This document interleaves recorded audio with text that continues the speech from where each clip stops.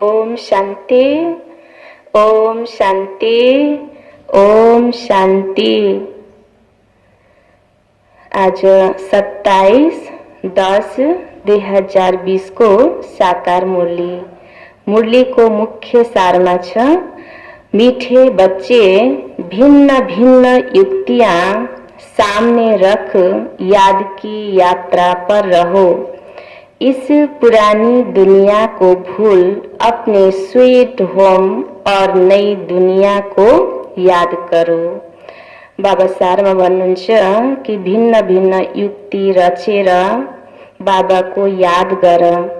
याद नै वास्तवमा यात्रा हो र यो यात्रालाई पनि हामीले जहिले पनि विभिन्न तरिकाले याद गर्छौं भने यो यात्रा चाहिँ हाम्रो सुखदायी हुन्छ, रमाइलो हुन्छ। त्यसैले बाबा तरिका सिकाउनुहुन्छ, भिन्न भिन्न तरिका रचेर मलाई याद गर र यो पुरानो दुनियाँलाई भुलेर प्यारो घर र नयाँ दुनियाँलाई याद गर। प्रश्न छ, कौन सी एक्ट अथवा पुरुषार्थ अभी ही चलता है, सारे कल्प में नहीं?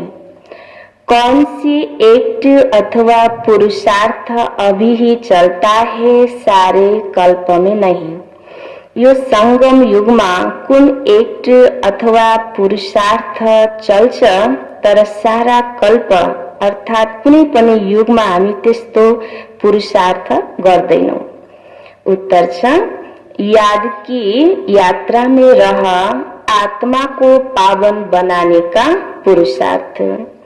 सारी दुनिया को पति से पावन बनाने की एक्ट सारे कल्प में सिर्फ इसी संगम समय पर चलती है। यह एक्ट हर कल्प रिपीट होती है। तुम बच्चे इस अनादि अविनाशी ड्रामा के वंडरफुल राज को समझते हो। कुन चाहिँ पुरुषार्थ अहिले चल्ने रहेछ जो सारा कल्पमा चल्दैन? त्यो पुरुषार्थ हो कि आफ्नो आत्मालाई पावन बनाउने, सारा दुनियाँलाई पावन बनाउने। यो पुरुषार्थ केवल संगम युगमा चल्छ जो हरेक कल्प रिपीट हुन्छ र हामी बच्चाहरूलाई बाबाले अनादि अविनाशी ड्रामाको वंडरफुल रहस्य सम्झाउनु भएको छ। ओम शांति। रूहानी बाप बेट रूहानी बच्चों को समझाते हैं, इसीलिए रूहानी बच्चों को देही अभिमानी या रूहानी अवस्था में निश्चय बुद्धि होकर बैठना व सुनना है। बाप ने समझाया है, आत्मा ही सुनती है इन ऑर्गन्स के द्वारा। यह पक्का याद करते रहो। सदगति और दुर्गति का यह चक्र तो हर एक की बुद्धि में रहना ही चाहिए, जिसमें ज्ञान और भक्ति सब आ जाती है। चलते फिरते बुद्धि में यह रहे, ज्ञान और भक्ति, सुख और दुख, दिन और रात का खेल कैसे चलता है। हम 84 का पाठ बजाते हैं। बाप को याद है तो बच्चों को भी याद में रहने का पुरुषार्थ कराते हैं। इससे तुम्हारे विकर्म भी विनाश होते हैं और तुम राज्य भी पाते हो। जानते हो ये पुरानी दुनिया तो अब खलास होनी है।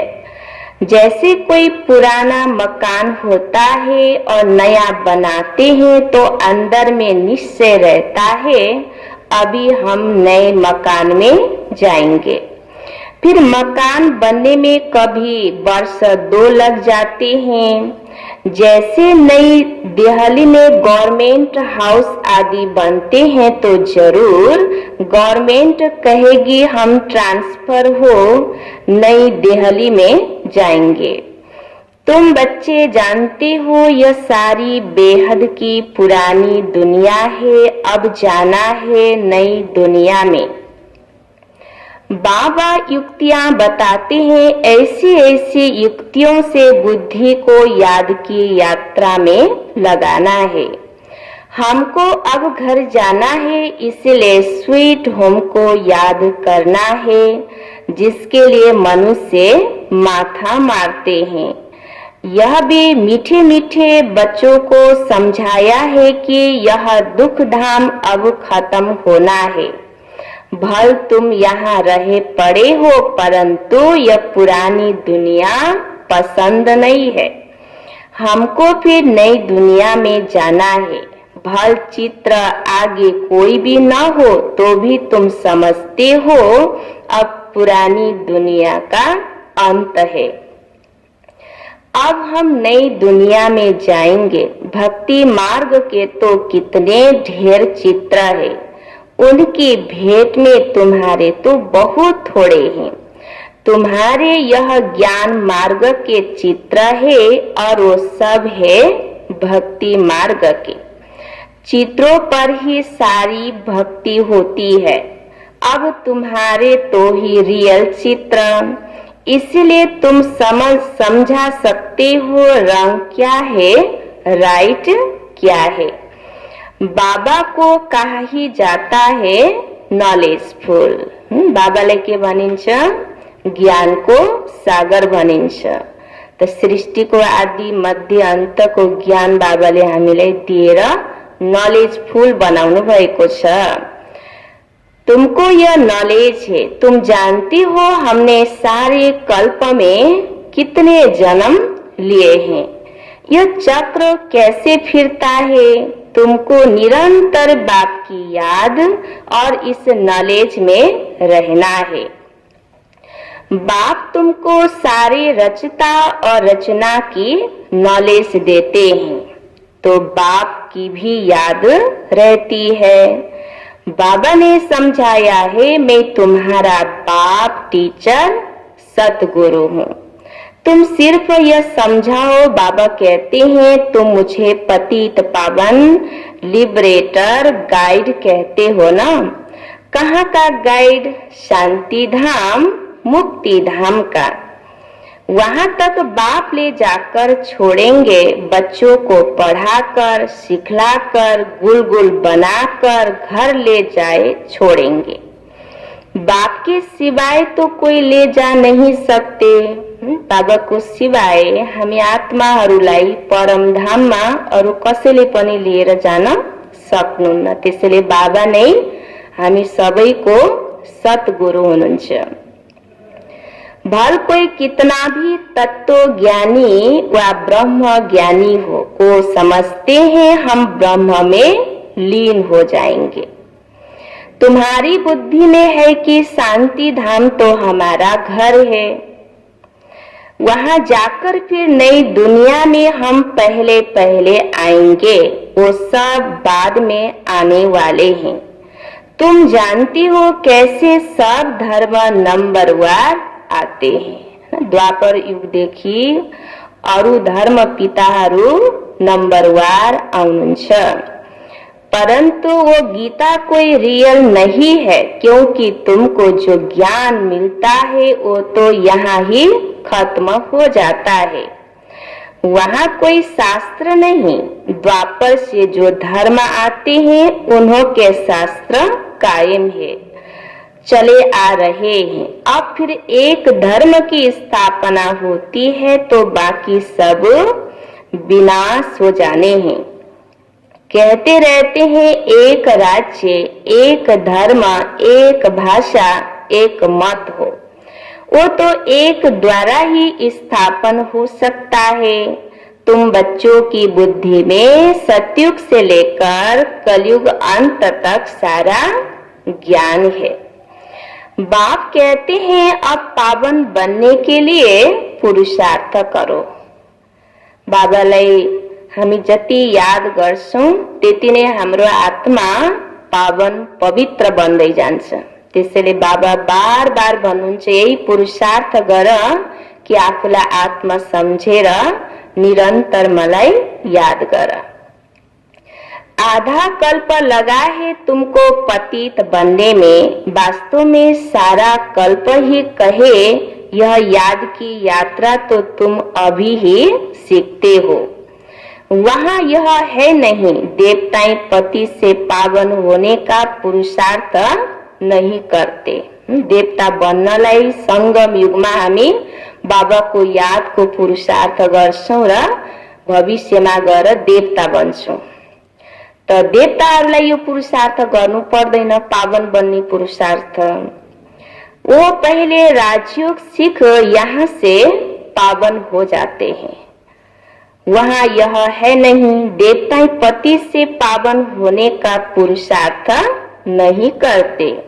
वो पहले राजयोग सीख यहाँ से पावन हो जाते हैं। उसको कहा जाता है सुखधाम। तुम जानते हो सारे कल्प में सिर्फ अभी हम याद की यात्रा का पुरुषार्थ करते हैं। यस्तो पुरुषार्थ हामी कुनै पनि युगमा कुनै पनि कल्पमा यो पुरुषार्थ गर्दैनौं। जो बाबा एक पटक आउनुहुन्छ धरतीमा, यो संगम युगमा, कल्पको यो संगम युगमा हामीलाई सिकाउनुहुन्छ कि पावन बन्नलाई मलाई याद गर। फिर यही पुरुषार्थ अथवा जो एक्ट चलती है पति दुनिया को पावन बनाने के लिए, फिर कल्प बाद रिपीट होगी। हरेक कल्प में यो रिपीट हुन्छ पावन बनने पाठ।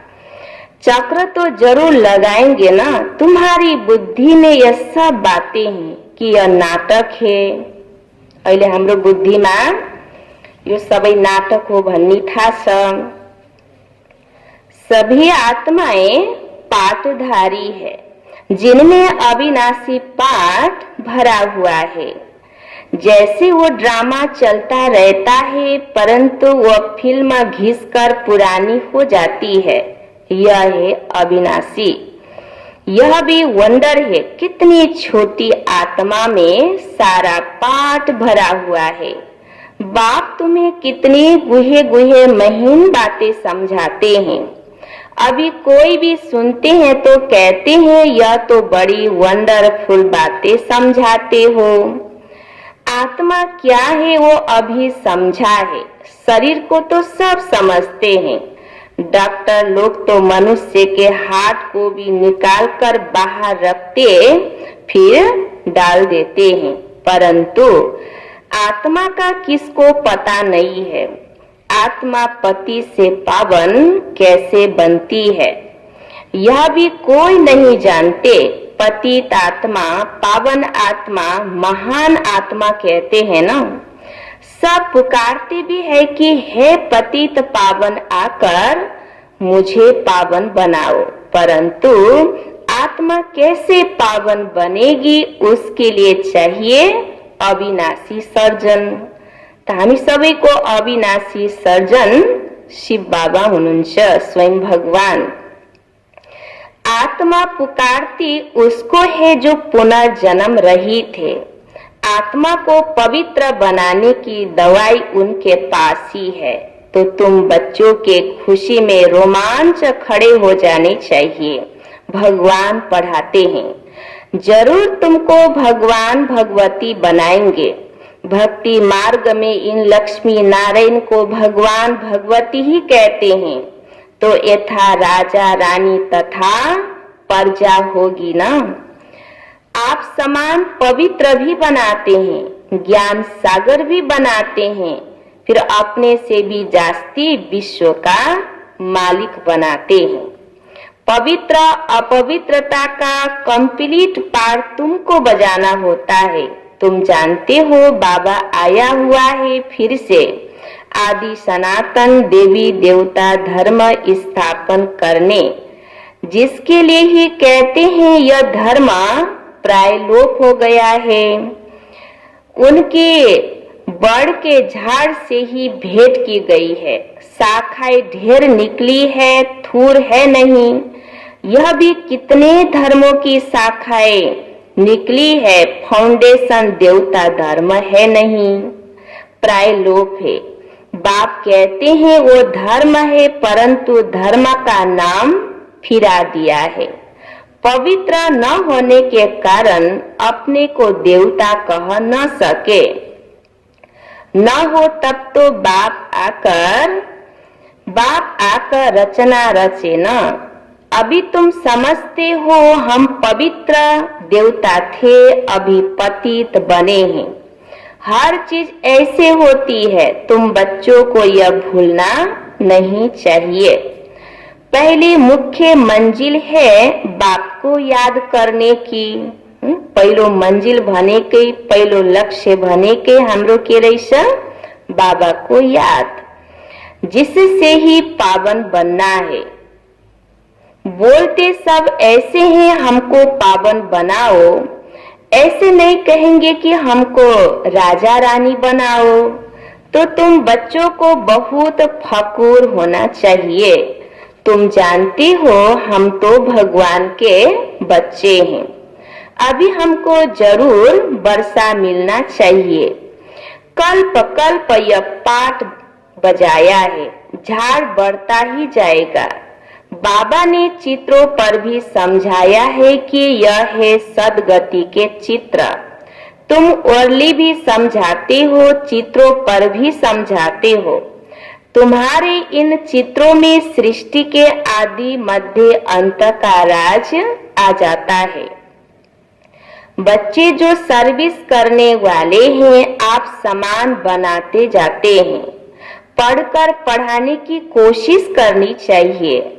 जितना जास्ती पढ़ेंगे उतना ऊंच पद पाएंगे। जितना पढ़ेंगे उतना पढ़ाएंगे, तब ऊंच पद पाएंगे। बाप कहते हैं मैं तदबीर तो कराता हूँ, परंतु तकदीर भी हो ना। बाबा तो हरेक बच्चालाई पुरुषार्थ गर्नुपर्छ भनेर सिकाउनुहुन्छ। तर बच्चाको तकदीरमा छैन भने बच्चाले पुरुषार्थ गर्दैन भन्नुहुन्छ। हर एक ड्रामा अनुसार पुरुषार्थ करते रहते हैं। ड्रामा का राज भी बाप ने समझाया है। बाप भी है, टीचर भी है, साथ ले जाने वाला सच्चा सतगुरु भी है। वो बाप है अकाल मूरत। आत्मा का यह तख्ता है ना, जिससे यह पाठ बजाते हैं। तो बाप को भी पाठ बजाने, सदगति करने के लिए तख्त चाहिए ना। बाप कहते हैं मुझे साधारण तन में ही आना है, भक्का हुआ ठाठ कुछ भी नहीं रख सकता हूँ। वो गुरुओं के फॉलोअर्स लोग तो गुरु के लिए सोने के सिंहासन, महल आदि बनाते हैं। तुम क्या बनाएंगे? तुम बच्चे भी हो, स्टूडेंट भी हो, तो तुम उनके लिए क्या करेंगे, कहाँ बनाएंगे? यह है तो साधारण ना। बच्चों को यह भी समझाते रहते हैं वेश्याओं की सर्विस करो, गरीबों का भी उद्धार करना है। बच्चे कोशिश भी करते हैं, बनारस में भी गए हैं। उन्हों को तुमने उठाया तो कहेंगे वाह, बीके की तो कमाल है। वेश्याओं को भी यह ज्ञान देती है, उनको भी समझाना है। अभी तुम यह धंधा छोड़ शिवालय की मालिक बनो। यह नॉलेज सीख कर फिर सिखलाओ। वेश्याएं भी और औरों को सिखला सकती है। सीखकर होशियार हो जाएंगे तो फिर अपने ऑफिसर्स को भी समझाएंगे। हाल में चित्र आदि रख बैठकर समझाओ तो सब कहेंगे वहाँ वेश्याओं को शिवालय वासी बनाने के लिए यह बी के निमित्त बनी है। बच्चों को सर्विस के लिए ख्याल चलने चाहिए। तुम्हारे ऊपर बहुत रेस्पॉन्सिबिलिटी है। अहिल्याएं, कुब्जाएं, भिलनिया, गड़िका, इन सबका उद्धार करना है।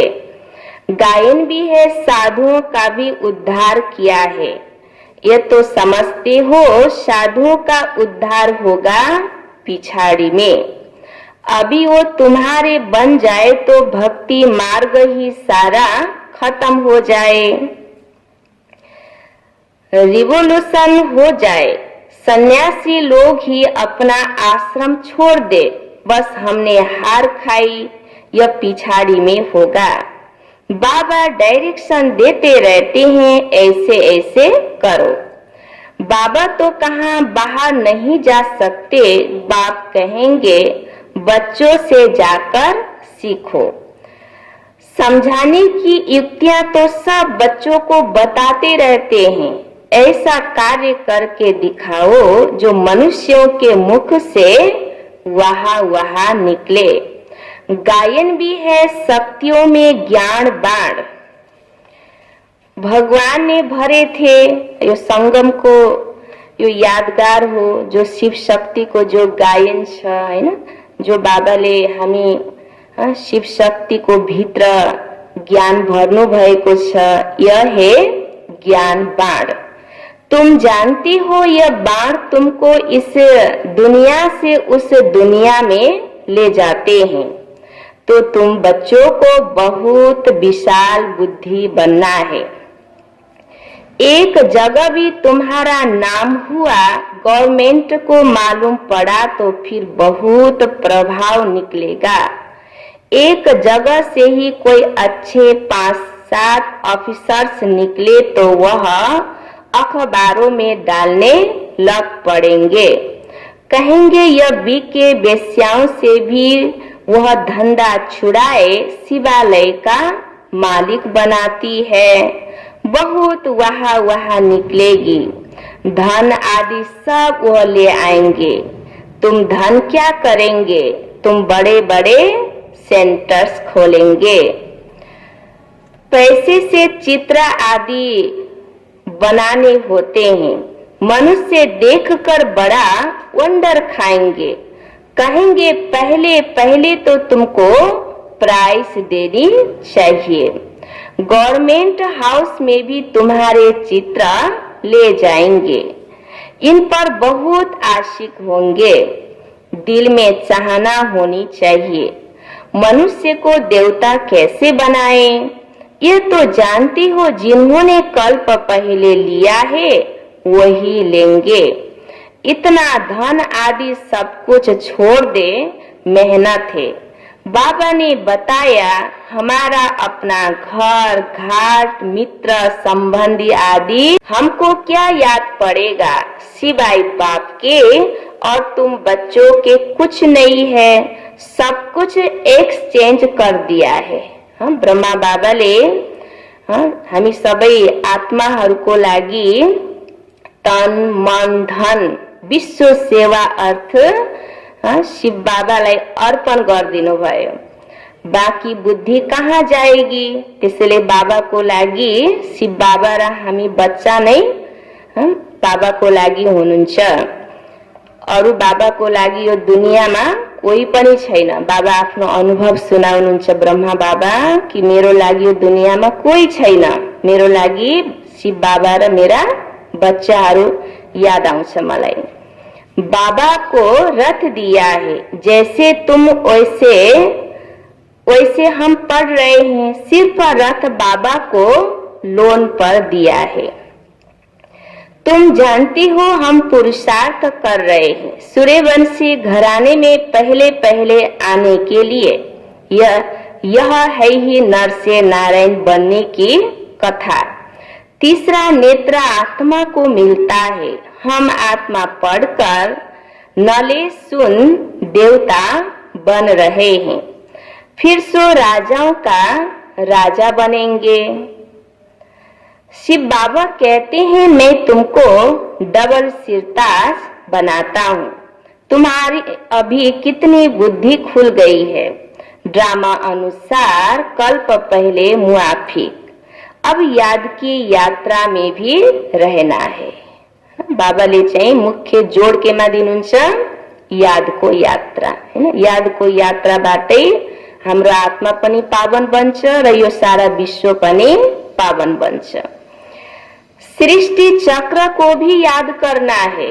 यो बुद्धि को भोजन, सृष्टि को आदि मध्य अंतलाई हामीले चाहिँ जो ज्ञान बाबाले दिनुभएको छ त्यसको मन्थन चिन्तन सारा दुनियाँ हामीले गर्नु छ। म आत्माले 84 जन्म कसरी लिन्छु हैन, फेरि कसरी म संगम युगमा आएर बाबाको बच्चा बन्छु, फेरि बाबाको द्वारा म कसरी देवात्मा बन्छु। यसरी बाबा भन्नुहुन्छ सृष्टि चक्रको ज्ञानलाई पनि आफ्नो बुद्धिमा राखेर मंथन चिंतन कर सारा दिन। पुरानी दुनिया को बुद्धि से भूलना है। नया दुनियालाई याद गर्छौं, आफ्नो बुद्धिलाई ज्ञानमा बिजी राख्छौं भने पुरानो दुनियालाई हामीले सोतै भूलेका हुन्छौं। अच्छा, मीठे मीठे सिक्के लधे बच्चों प्रति माता पिता बाप दादा का याद प्यार और गुड मॉर्निंग। रूहानी बाप की रूहानी बच्चों को नमस्ते। रूहानी बच्चों की रूहानी बाप को याद प्यार गुड मॉर्निंग नमस्ते नमस्ते। धारणा को लागि मुख्य सार पहिलो पोइंट, बुद्धि में रहे अब हमारे लिए नई दुनिया स्थापन हो रही है। यह दुख की पुरानी दुनिया खत्म हुई की हुई। यह दुनिया बिल्कुल पसंद नहीं आनी चाहिए। नयाँ दुनियामा जानको लागि यो पुरानो दुनिया बिल्कुल हामीलाई मन पर्नु हुँदैन, किनकि हामी सुन्दर पावन पवित्र दुनियामा जाँदैछौं। त्यसैले यो दुखको दुनियालाई भूल, यो केही दिनमा परिवर्तन हुँदैछ, नयाँ दुनिया आउँदैछ, त्यसैले नयाँ दुनियालाई पसंद गर। दूसरा पॉइंट, जैसे बाबा ने अपना सब कुछ एक्सचेंज कर दिया तो बुद्धि कहाँ जाती नहीं। ब्रह्मा बाबाले आफ्नो तन मन धन विश्व सेवार्थ शिव बाबालाई अर्पण गर्नुभयो, संगम युगमा एक्सचेंज गर्नुभयो। त्यसैले बाबाको बुद्धि यो पुरानो दुनिया इष्ट मित्र कहीं पनि बाबाको बुद्धि गएन हैन। सिर्फ बाबाको बुद्धि चाहिँ यो विश्व स्वर्ग बनोस्, मेरो तन मन धन यो दुनिया चाहिँ पावन बनोस्, त्यो बाबाको एउटा शुभ संकल्प थियो। त्यसैले बाबाले शिव बाबालाई यो आफ्नो तन मन धन अर्पण गर्न सक्नुभयो। त्यस्तै प्रकारले हामी बच्चाहरूले पनि जति आफ्नो तन मन धन शिव बाबालाई अर्पण गर्न सक्छौं, त्यो आधारमा हाम्रो बुद्धि पनि बाहिर पुरानो दुनियामा इष्ट मित्र कहीं पनि हाम्रो बुद्धि जाँदैन। बाबा नै हाम्रो संसार।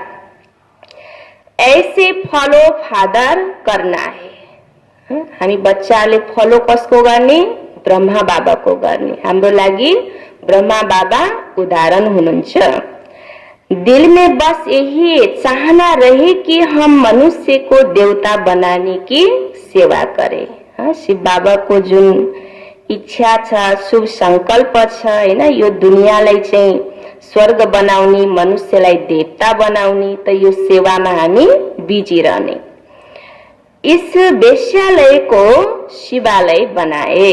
वरदान छ आजको, मुरली के साज द्वारा माया को सरेंडर कराने वाले मास्टर मुरलीधर भव।